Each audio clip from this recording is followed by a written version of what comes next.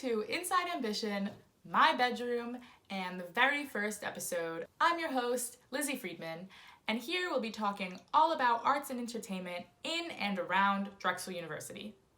This week we'll be diving right into the theater world. With the in-person nature of live theater, it poses many questions on how it can still be created in a virtual world. Luckily, theater makers are inherently creative creatures and are always coming up with new solutions to create and view theater during COVID-19. After a brief standstill right at the beginning of the pandemic, theaters were able to get back up and running in new ways than ever before. Philadelphia's own Wilma Theater Company released a production entitled Code Blue, which is described by the Philadelphia Inquirer as a 13-minute iPhone drama.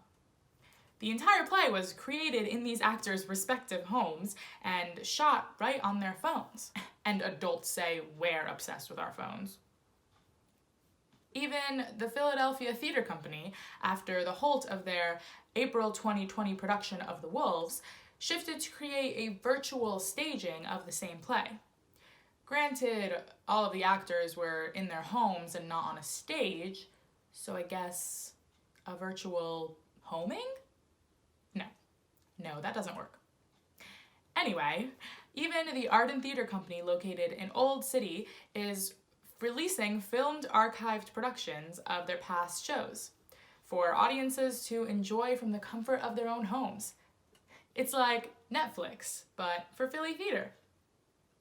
Even our very own Drexel Co-op Theater Company has shifted to a fully virtual platform where anyone can enjoy the work of the advanced improv class, the musical theater cabaret class, the New Works festivals, and even the main stage productions right on YouTube.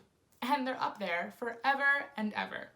To talk further with us about theater at Drexel, I'm so happy to have the director of that very program here with me today. It's Nick Anselmo. Hey Nick, how are you? I'm good. How are you? Good. Thank you so much for being here and agreeing to be my guinea pig on my very first episode. Happy to do it. Yeah, thank you. So of course, a lot has had to change with live theater because of COVID. How has the theater department, adapted and is continuing to adapt with these crazy times? Yeah, well, I think that, in the spring, we were kind of excited by the challenge of, switching to purely online delivery. I've said this a number of times, but we actors have to live in the given circumstances. And I think the given circumstances are like, well, we can't have a live audience and we have to do this digitally. So let's embrace it and let's make the most out of it. So I think we've done a lot of really clever things. All the advanced improv shows are online, which is really great because anybody can watch them anywhere.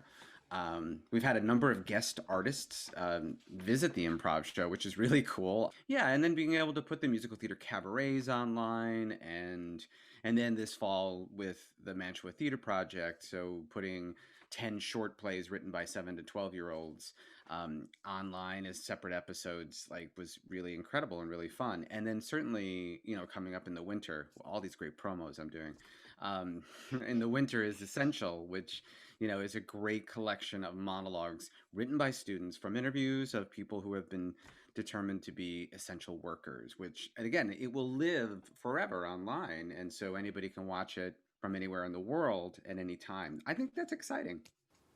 Yeah, I definitely agree. I think that this accessibility in theater is really amazing. Like what's come out of all of this it's really great. Definitely. Yeah. We got to count our blessings right now. That's what I'm saying. Yeah. I mean, find a way. I mean, it doesn't replace things, but find a way to make it work. Yeah. Right.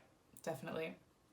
So, as an arts educator, why do you think it's important for students and literally everyone to be continuing to interact with theater and the arts in general during these pretty troubling times? Yeah, well, I mean, the arts are even more important, I think, today than they've ever been. And I'm partial, obviously, to theater, and you know this about me, but sort of more and more lately, I've been about this idea of applied theater. Like, what do we do with the skills we learn in theater, and how do we use them in everyday life? And the more we are distant from each other, the more we are disconnected from each other, the more we need the idea of like theater to help us connect and learn how to be human beings and learn how what life is like for other people, and especially to learn empathy, like to really empathize with other people's plights, like someone who's struggling. I think that when you aren't aware of what people are going through and when you don't have that empathy, it's really hard to understand, how people struggle and what they need. And so theater really teaches that because it teaches us how to really connect as human beings, how to really listen. Even if we're in a digital world, I feel like I'm connected to you right now because I mean that's what I've trained my whole life to do, to be vulnerable, to be open, and to unfortunately probably show everything I'm feeling all the time. But that's what we do in theater. And I think the arts just really help us to have that and continue to have the connection and be productive human beings in the world. I think that's a really beautiful way of looking at it. Yeah, I really like that response. Yeah, so I know we touched on it a little. You touched on it a little bit earlier, but this fall, the theater company was able to produce a fully virtual production of short plays written by young students, which of course you directed, and of course I played a mermaid that magically transforms into a fairy and then back into a mermaid, very Freaky Friday style.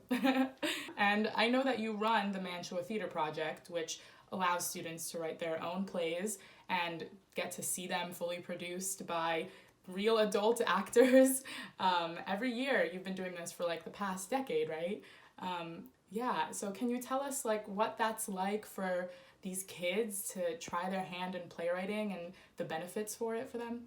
Yeah, it's such an amazing program, and actually, I have been doing it for 2 decades more or Oh, more. Yeah, wow. really, like it was one of the things that sort of got me into teaching, that under seeing how being successful at theater could really just open someone up and lift them up. Young people, slightly older young people like yourself, and even really adults, like sort of it really giving them experiences of success is a wonderful thing. And so, I mean, if you watch the video, and I think you were there when we were watching the one video, and Maya Williams, who's a 7-year-old, after we watched her show, we went to Maya and we talked to her a little bit, and she just lit up. Like this little girl had an experience that she's not going to forget very soon, and hopefully, the next time she's feeling kind of down about herself, that experience will help her to go like, yeah, but things can be better, and things can be better. So like, I think it's an amazing program, and it really isn't about teaching anybody to be an artist or a playwright or an actor or a director. It's just about making them, helping them have a really successful experience, and having an audience love it, and having a group of strangers see it and laugh and applaud and celebrate you. And I think we all love to be celebrated. So it's an incredible program. It's been around for 25 years, 30 years. Oh my gosh, it's got to be at least 30 years in New York now. And I ran the program in Trenton, going all the way back to the year 2000. Wow. I could have been in the program. You could have. If only. Well, I kind of was a little bit. I was helping out. Anyone can, as you said earlier, anyone can watch this festival now. The whole thing is up on the Drexel Co-op Theater Company's YouTube page, right? Yes, yeah. Anybody can watch. There are 10 short episodes, and they can watch all the other great stuff that we've done on that YouTube channel. Yeah, so that means that everyone can see me as Coral the Mermaid slash Luna the Fairy in the comfort of their own home, which Right, is great. flying through the air.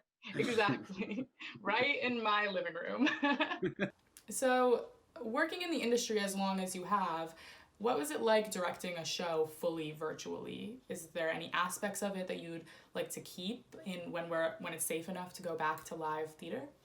Oh, that's so interesting. I mean, it was a little terrifying, but I always love a good challenge. And so, like, especially diving in with no sense of what I was doing, um, was really fascinating. And I have done some film, but not as a director, just as an actor. So I don't know if I would take any of it into the theater world, because it was really like as I started to learn so much about just the image, so much about like playing with the edge of the image, or this box that you see right here now, how we could be in and out of it, and what that said, and how that was funny. Um, and that won't translate it all live, and it shouldn't. Like you don't have that patience to have that simplicity. But I have seen some really interesting work. Last spring when we did the cabaret, a lot of the performances were really so honest and so simple and real, and it was because everything was here, everything was small and specific, and that was nice. I think it's a nice way to learn. I think you can always make things bigger, but I think it's harder to make them honest and real and small. And so I think that was a great learning tool for a lot of people. All right. So I have one last question for you. Okay. And you said earlier, but I know that you are from Chicago. Ah. Would you care to make a defense for deep dish pizza? Ah, is there a defense needed? I mean, it is the most amazing pizza there is. You So, can say that. but no, pizza is such a religion in Chicago Hmm. that you have heard me say this. I know because I don't eat pizza anywhere else other than Chicago. Well, thank you so much, Nick, for joining me today. You're welcome. I really look forward to what else the theater department has in store for us this year, which is a lot. And of course, it will always be reported right here on Inside Ambition. It was so nice chatting with you through the Zoomiverse. I hope you stay well. Thank you. You too. Bye. Thanks. Bye bye. Follow us on Instagram at inside_ambition for the latest. Keep creating. See you next time.